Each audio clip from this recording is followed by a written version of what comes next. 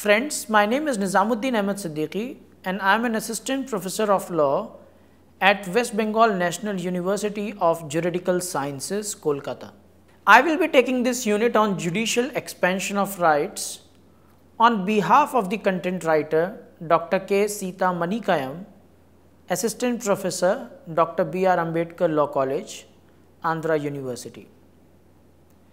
This unit aims to fulfill certain learning objectives, which include an understanding about judicial activism as it has developed in India, understanding of the role of judiciary in the expansion of fundamental rights that are provided by the Constitution. With these two objectives, let us now understand in brief what this unit deals with. Judiciary in every country has an obligation and a constitutional role to protect human rights of citizens. As per the mandate of the Constitution of India, this function is assigned to the superior judiciary, which includes the Supreme Court of India and the High Courts of various states. The preamble to the Constitution of India encapsulates the objectives of the constitution makers to build a new socio-economic order where there will be social, economic and political justice for everyone, and equality of status and opportunity for all. This basic objective of the Constitution mandates every organ of the state, the executive, the legislature and the judiciary working harmoniously to strive to realize the objectives concretized in the fundamental rights and directive principles of state policy. Judicial activism has greatly contributed to the expansion, protection and enforcement of fundamental rights and have further impacted on the justiciability of the directive principles of state policy in India. A study of the notable cases of the Supreme Court speak of the fact that the Indian judiciary has adopted strong sentiments in favor of public interest through public interest litigations, and the functioning of judiciary reveals that it has exercised its powers in the most creative manner by devising new strategies to ensure the protection of human rights to the people. The Supreme Court of India has used this strategy of public interest litigations as an aid to enforce the rights of prisoners, workers, pensioners, victims of environmental pollution and others. The public interest litigation plays a key role in ensuring the principle of the rule of law by making the administration accountable to the people. The Supreme Court of India in Narmada Bachao Andolan versus Union of India held that public interest litigation was an invention essentially to safeguard and protect the human rights of those people who were unable to protect themselves. The Supreme Court widened its scope by liberally interpreting the term other authorities given under Article 12 defining the state. The Supreme Court stated that the expression other authorities in Article 12 is wide enough to include all authorities created by the Constitution or statute or on whom powers are conferred by law. It is not necessary that statutory authority should be engaged in performing sovereign functions. Since then, there has been a growing widening of the meaning of other authorities. Now, several categories of the state instrumentalities such as public corporations, companies, societies, etc. have come to be included within the ambit of other authorities. The fundamental rights are binding on them and they are amenable to the writ jurisdiction of the court under Article 32 and 226 of the Constitution. Friends, we will now consider the judicial pronouncements on the interpretation of fundamental rights and directive principles in this unit one by one. Let us begin by considering the way right to life and personal liberty provided under Article 21 of the Constitution has been expanded by the honorable courts. The judicial interpretation with respect to the terms life, personal liberty and procedure established by law changed from case to case and time to time. The scope of the right to personal liberty received two-dimensional judicial approach in the Gopalan case, which is the very first case on personal liberty in the Supreme Court of India, immediately coming after the commencement of the Indian Constitution. The majority opinion in the case was that the right to personal liberty was not so wide as to include within it the freedom of movement throughout the territory of India. The judges were of the view that the concept of right to move freely throughout the territory of India referred to in Article 19(1)(d) of the Constitution was entirely different from the concept of right to personal liberty referred to in Article 21 and should not therefore be read as controlled by the provisions of Article 21. The majority judges were of the opinion that if the concept of personal liberty was interpreted to include the freedom of movement throughout the territory of India, then Article 19(1)(d) would become redundant, and they kept both the freedoms in separate compartments. It thus appears that the majority gave a very narrow and restricted view of the expression personal liberty. Post Gopalan, the scenario in respect of scope of Article 21 has been expanded or modified gradually through different decisions of the apex court, and it has been held that interference with the freedom of a person at home or restriction imposed on a person while in jail would require authority of law. Whether the reasonableness of a penal law can be examined with reference to Article 19 was the point in issue after Gopalan's case in the case of Menaka Gandhi versus Union of India.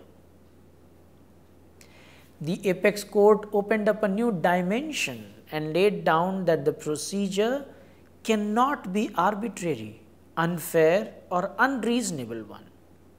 Article 21 imposed a restriction upon the state where it described a procedure for depriving a person of his life or personal liberty. Let us now look at the issue of judiciary and gender justice. In the case of Vishakha and others versus State of Rajasthan, the Supreme Court said that gender equality includes protection from sexual harassment and right to work with dignity, which is a universally recognized basic human right. The common minimum requirement of this right has received global acceptance. In the absence of domestic law occupying the field, to formulate effective measures to check the evil of sexual harassment of working women at workplaces, the contents of international conventions and norms are significant for the purpose of interpretation of the guarantee of gender equality, right to work with human dignity in Articles 14, 19, 1G, 15 and 21 of the Constitution, and the safeguards against sexual harassment implicit therein, and of course for the formulation of guidelines to achieve this purpose. In the absence of an enacted law to provide for the effective enforcement of the basic human right of gender equality and guarantee against sexual harassment and abuse, more particularly, guidelines and norms were laid down for strict observance at all workplaces or other institutions till the point the legislation is enacted for the purpose. This was done in exercise of the power available to the court under Article 32 for the enforcement of the fundamental rights. And it is further emphasized that this would be treated as the law declared by the Supreme Court under Article 141 of the Constitution. Judiciary and prisoners' right is one another issue. Friends, it is beyond doubt that in the recent past, the Indian judiciary, particularly the Supreme Court, has been very vigilant against encroachments upon the human rights of prisoners. The courts have recently viewed third-degree methods and custodial deaths in police custody as a serious violation of human rights and constitutional provision of right to life and liberty. The Supreme Court of India and the High Courts have developed human rights jurisprudence for prisoners' rights by interpreting Articles 14, 19, 21, 22, 32, 37 and 39A of the Constitution. Reiterating the view taken in Motiram and others versus State of Madhya Pradesh, the Supreme Court in Hussain Ara Khatun and others versus Home Secretary State of Bihar expressed anguish at the travesty of justice because under trial prisoners spending extended time in the custody due to unrealistically excessive conditions of bail which were imposed by the magistracy or the police, and it issued requisite corrective guidelines holding that the procedure established by law for depriving a person of life or personal liberty also should be reasonable, fair and just. Strongly denouncing handcuffing of a prisoner as a matter of routine, the Supreme Court said that to manacle a man is more than to mortify him. It is to dehumanize him and therefore to violate his personhood. Further, in M.H. Hoskote versus State of Maharashtra, the Supreme Court laid down that the right to free legal aid at the cost of state to an accused who could not afford legal services for the reasons of poverty, indigence or incommunicado situation was part of fair, just and reasonable procedures implicit in Article 21. A three-judge bench of Supreme Court reading Articles 21 and 39A along with Article 142 and Section 304 of Criminal Procedure Code clearly provided that the government is under duty to provide legal services to the accused persons. In Muhammad Ajmal Muhammad Amir Kasab alias Abu Mujahid versus State of Maharashtra, the Supreme Court held that no hesitation in holding that the right to access to legal aid, to consult and to be defended by a legal practitioner arises when a person arrested in connection with a cognizable offence is first produced before a magistrate. The Supreme Court accordingly held that it is the duty and obligation of the magistrate before whom a person accused of committing a cognizable offence is first produced, to make him fully aware that it is his right to consult and be defended by a legal practitioner. And in case he has no means to engage a lawyer of his choice, that one would be provided to him from legal aid at the expense of the state. The right flows from Articles 21 and 22(1) of the Constitution and needs to be strictly enforced. The Supreme Court directed all the magistrates in the country to faithfully discharge the aforesaid duty and obligation, and further make it clear that any failure to fully discharge the duty would amount to dereliction in duty and would make the concerned magistrate liable to departmental proceedings. Friends, the judiciary has also discussed the issue of narco-analysis taken upon a prisoner under the ambit of fundamental rights. In Ramchandra Ram Reddy versus State of Maharashtra, the Bombay High Court. In Srimati Selvi versus Karnataka, the Karnataka High Court. And in Rojo George versus Deputy Superintendent of Police, the Kerala High Court held that narco-analysis test does not amount to deprivation of personal liberty or intrusion into privacy. But the Indian Supreme Court addressed the issue in Srimati Selvi versus State of Karnataka by observing that subjecting a person to the imputed techniques in an involuntary manner violates the prescribed boundaries of privacy. Forcible interference with a person's mental processes is not provided for under any statute, and it most certainly comes into conflict. So far, the judicial understanding of privacy in our country has mostly stressed on the protection of the body and physical spaces from intrusive actions by the state.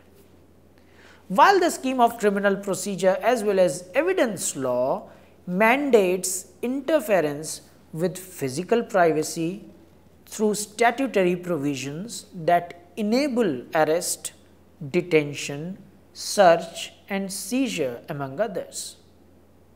The same cannot be the basis for compelling a person to impart personal knowledge about a relevant fact.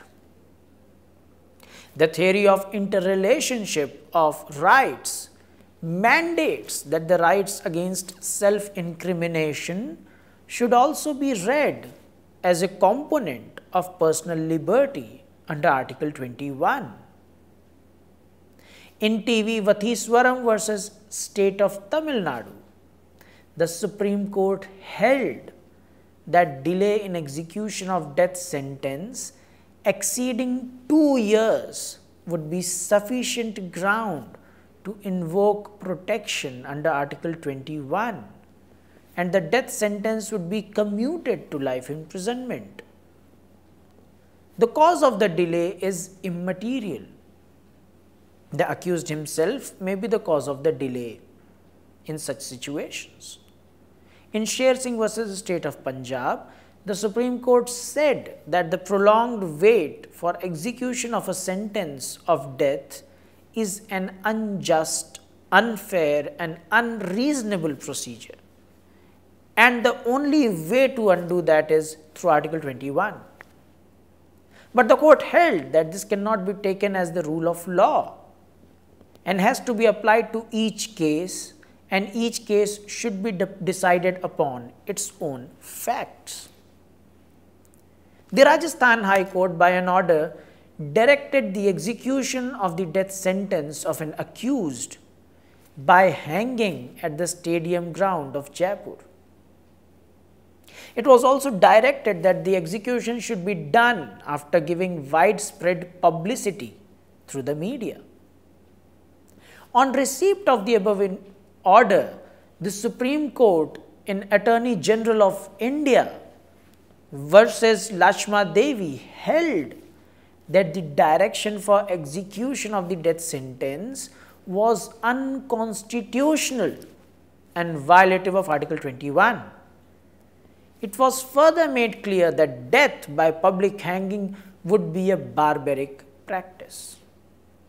Although the crime for which the accused was found guilty was barbaric, it would be a shame on the civilized society to reciprocate the same. The court said, a barbaric crime should not have to be visited with a barbaric penalty. Friends, let us now look under right to health in the Indian Constitution. In Permanent Katara versus Union of India, it has been held that it is the professional obligation of all doctors, whether government or private, to extend medical aid to the injured immediately to preserve life without waiting for legal formalities to be completed by the police under the Code of Criminal Procedure. Article 21 of the Constitution casts an obligation on the state to preserve life. It is the obligation of those who are in charge of the health of the community to preserve life so that the innocent may be protected and the guilty may be punished. Social laws do not contemplate death by negligence, which amounts to legal punishment. In Paschim Bang Khet Mazdoor Samiti versus State of West Bengal, following Permanent Katara, the Supreme Court held that the denial of medical aid by government hospitals to an injured person on the ground of non-availability of beds amounted to violation of right to life under Article 21 of the Constitution. The Supreme Court held that Article 21 imposes an obligation on the state to provide medical assistance to every injured person. Preservation of life is paramount importance. Failure on the part of the government hospitals to provide timely medical treatment to a person in need of such treatment results in violation of his right to life guaranteed under Article 21 of the Constitution. The court also directed that the state should pay Rs 25,000 to the petitioner as compensation. In another case, Paschim Banga Khet Mazdoor Samiti versus State of West Bengal, it has been reiterated time and again that there should be no impediment to providing emergency medical care.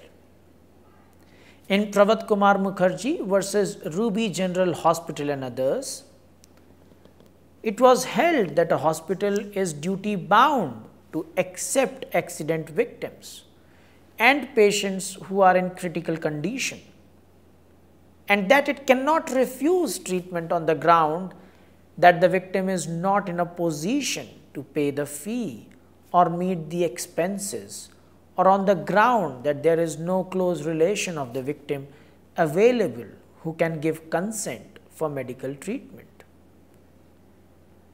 The court has laid stress on a very crucial point, that is, the state cannot plead lack of financial resources to carry out these directions meant to provide adequate medical services to the people. The state cannot avoid its constitutional obligation to provide adequate medical services to the people because of the financial constraints. But in the state of Punjab versus Ram Lubhaya Bagga, the Supreme Court has recognized that the provision of health facilities cannot be unlimited. The court held that it has to be to the extent finance permits. No country has unlimited resources to spend on any of its projects. In Confederation of Ex-Servicemen Association versus Union of India, right to get free and timely legal aid of facilities has been held to be a fundamental right of ex-servicemen. A policy decision in formulating contributory scheme for ex-servicemen and asking them to pay one-time contribution was held to be not violative of Article 21 and also not inconsistent with Part 4 of the Constitution. Playing active role in the matters involving environment, the judiciary in India has read the right to life enshrined in Article 21 as inclusive of right to clean environment. The court has time and again expressed concerns about the impact of pollution on our ecology in present and in the times to come, and the obligation of the state to anticipate and prevent the causes of environmental degradation. The state has to secure the health of the people, improve public health, and protect and improve the environment. The state has an obligation to improve public health and to improve the environment. In Vellore Citizens Welfare Forum versus Union of India, the court took cognizance of the environmental problems being faced by tanneries that were polluting the water. It is the obligation of the state to anticipate and prevent environmental degradation and to secure the health of the public. In Vellore Citizens Welfare Forum versus Union of India, the court took cognizance of the environmental problems being caused by tanneries that were polluting the water through its resources in rivers, canals, underground water, and agricultural land. The court issued several directions to deal with the problem. Similarly, in Milkman Colony Vikas Samiti versus State of Rajasthan, the Supreme Court held that the right to life means clear surrounding which lead to healthy body and mind. It includes right to freedom from stray cattle and animals in urban areas. In the celebrated case of M.C. Mehta versus Union of India, the court held that the blatant and large-scale misuse of residential premises for commercial use in Delhi violated the right to salubrious sand descent environment. Taking note of the problem, the court issued directives to the government on the same. In Murli S. Deora versus Union of India, the persons not indulging in smoking cannot be compelled to or subjected to passive smoking on account of the act of smokers was recognized by the court. Right to life under Article 21 is affected as a non-smoker may become a victim of someone smoking in a public space. This is what the court said. Let us discuss right to die. Article 21 confers on the person the right to have life and personal liberty. Friends, let us now discuss the right to die. Article 21 confers on a person the right to live a dignified life. Does it also confer a right not to live or a right to die if a person chooses to end his life? If so, what is the fate of Section 309 of Indian Penal Code, which punishes a person convicted of attempting to commit suicide? There has been difference of opinion on the justification of this provision to continue on the statute book. In P. Ratinam versus Union of India, a 2-judge division bench of the Supreme Court took cognizance of the relationship and contradiction between Section 309 IPC and Article 21. The court, supporting the decision of the High Court of Bombay in Maruti Sripati Dubal case, held that the right to life embodies in Article 21 a right not to live a forced life to the detriment or disadvantage of the person. The court argued that the word life in Article 21 means right to live with human dignity, and the same does not merely connote continued drudgery. Thus, the court concluded that the right to life, of which Article 21 speaks of, can be said to bring in its trail the right not to live a forced life. The court further emphasized that attempt to commit suicide is in reality a cry for help and not for punishment. The Rathinam ruling came to be reviewed by a full bench of the court in Gyan Kaur versus State of Punjab. The question in the case before the court was whether the principal offence of attempting to commit suicide is void as being unconstitutional vis-a-vis Article 21, and if that is the case, how abetment thereof be punishable under Section 306. It was argued that the right to die, having been included in Article 21 and Section 309 having been declared unconstitutional, any person abetting the commission of suicide by another is merely assisting in the enforcement of his fundamental right under Article 21. The court overruled the decision of the division bench in the above stated case and put an end to the controversy and ruled that Article 21 is a provision guaranteeing protection of life and personal liberty, and by no stretch of imagination can extinction of life be read to be included in the protection of life. The court observed further that the right to life is a natural right embodied in Article 21, but suicide is an unnatural termination or extinction of life, and therefore incompatible and inconsistent with the concept of right to life. In Gyan Kaur versus State of Punjab, the Supreme Court has distinguished between euthanasia and attempt to commit suicide. The court held that death due to termination of natural life is certain and imminent, and the process of natural death has commenced. These are not cases of extinguishing life, but only of accelerating conclusion of the process of natural death that has already commenced. The court further held that this may fall within the ambit of right to life with human dignity up to the end of natural life. This may include the right of a dying man to also die with dignity when his life is ebbing out. This cannot be equated with the right to die in a natural death, curtailing the natural span of life. Friends, right to education has also been recognized as a human right to be protected and preserved. Its importance has also been recognized by the framers of the Constitution under Article 44 of the Constitution.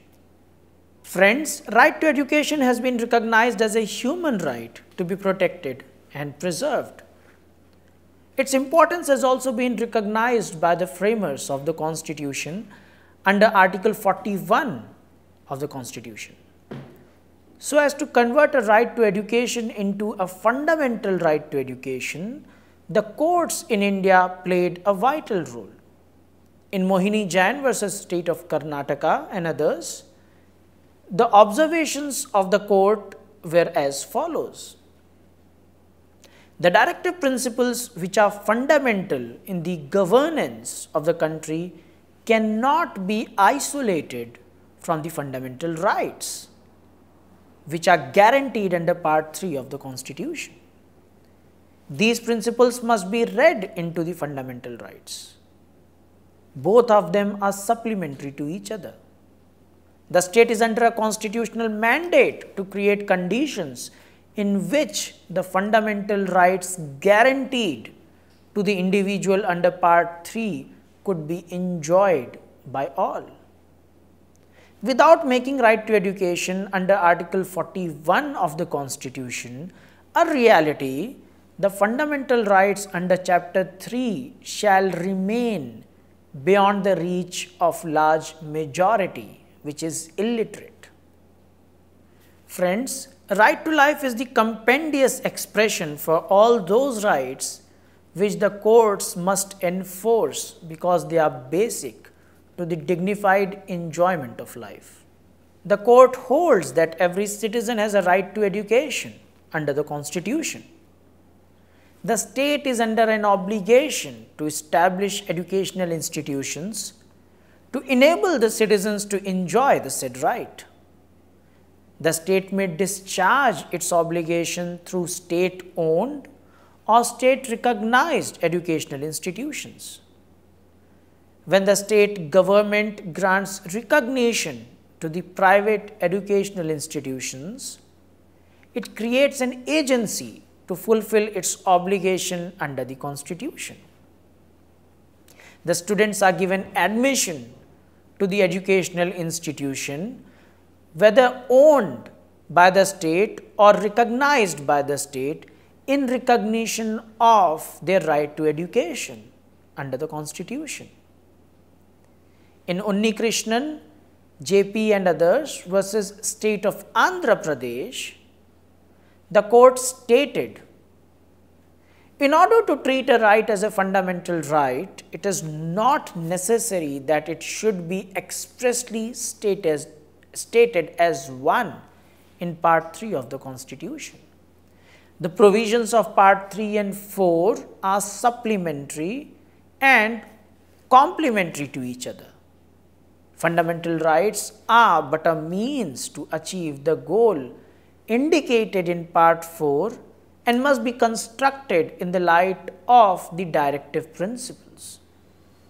That right to education is implicit in the right to life is that the state cannot deprive the citizen of his right to education except in accordance with the procedure prescribed by law. Fundamental rights are but a means to achieve the goal indicated in Part 4 and must be constructed in the light of the directive principles.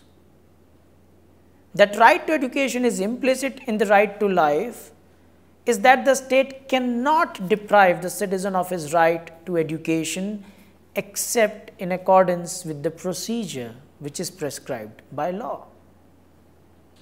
The right to education, which is implicit in the right to life and personal liberty, guaranteed by Article 21, must be constructed in the light of the directive principles in Part 4 of the Constitution. The declarations of the right to education as a fundamental right has been further confirmed by the 11-judge constitutional bench of the Supreme Court in TMA Pai Foundation versus State of Karnataka. The notion that private unaided educational institutions are entitled to earn profits and not to profiteer has been affirmed by the Supreme Court in a recent case of unaided private schools of Delhi versus Director of Education. The court has allowed the management to adopt a rational fee structure and directed the government to frame a scheme relating to the grant of admission and fixing the fee and to check whether the commercialization of education is being done or not.